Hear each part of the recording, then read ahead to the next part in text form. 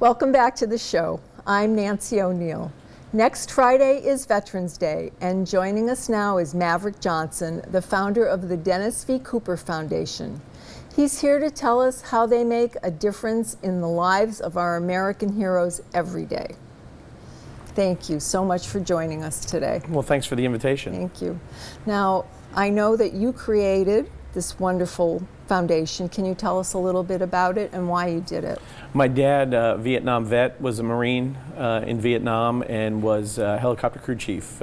He had back pain all his life, had a crash before he got out of service. And he had been under VA care for quite some time. And he wasn't receiving the treatment we thought he should. And it led us to a road where my mother forced them to do some tests on my dad. He went in for a routine procedure and she wouldn't sign him out until they did more tests. Only after that forcing on my mother's urging did they discover a back procedure they had just performed. They didn't know he had stage 4 cancer in his spine. And he went from a recovery room at Bay Pines in St. Pete to a hospice room. During his time in hospice room and recovery, they do a program in St. Pete. It's a Grant-A-Wish program. It's basically a last wish for military vets, but they don't really promote it, and you're in hospice at that point, so you're limited. And my dad's wish was to go fishing with my sister and I one last time, but he wasn't able to leave the room. I had to help him just maneuver to go to the bathroom.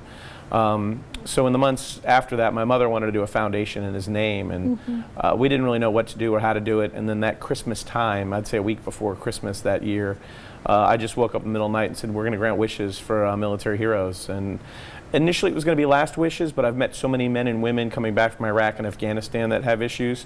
We just grant wishes for military heroes and their families here in Sarasota and Manatee County as we're financially able to.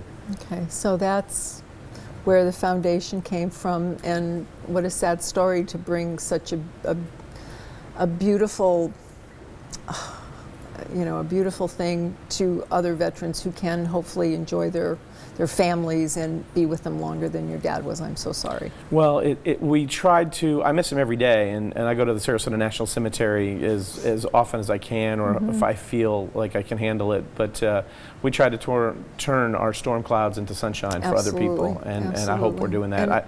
So how do you do that? We have a couple of events a year. We don't do a lot. We've had some third-party events where people have found out what we're doing and they try to raise funds for us. And as funds allow, we grant wishes. We have our website, wishesforheroes.org, where anyone that's a military veteran can submit, or a relative, a friend can submit on their behalf.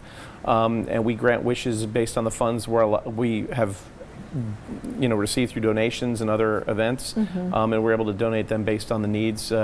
We try not to duplicate. We work with a lot of other community organizations that do veterans, so if we can refer someone to someone already doing something someone needs, we do. But my dad kind of fell through the cracks, and we want to fill in where other people are not. Yes. So they don't. Do you collaborate with other veterans organizations? Absolutely. We work with Goodwill Minnesota. We work with Jewish Family and Children's Services. We work with Minnesota Operation Troop Support. Pretty much every veteran organization in the area. SRQ Vets, another great organization that we collaborate with. So we work with every single one, and we don't want to duplicate anything, and we want to be another, one of those organizations in this community people can rely on. Okay. Now, what types of wishes have you granted? We actually just the other day I presented a check in a living room, and we have an Army vet who was just diagnosed with stage 4 cancer. And they didn't have the funds. They retired to Florida a few years ago. They live in the Ohio area. They had lived in the Ohio area. And he hasn't seen grandkids, and he only has a few months left to live. And the wish came through the website, and we were able to pay for airfare, hotel, and renting a car for someone else is a little difficult with insurance and regulatory stuff. So I had to bring a check and sat at their dining room table, and they were in tears because they're going to get to spend a weekend with family and friends they didn't think they would ever see again. That's amazing. Well, thank you for sharing that one of many stories. Absolutely. And many more to come. Can you tell our viewers where they can go to have their wish granted, or if they'd like to donate? What can they do to help? For us, it's really simple. Wishesforheroes.org. That's our website. History about my dad, some photos of his time in service are there. We have some videos up of some of the things we've done. We have photos of some of the wishes we've granted, and we have a wish application, so you can specifically lay out what you need, and if we can do that, we will. Thank you, Mr. Johnson. Thank you. Bless your heart. Thank you.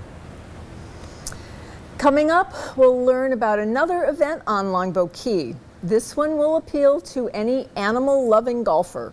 The executive director of Satchel's Last Resort, a no-kill animal shelter, will be with us when we come back from this break.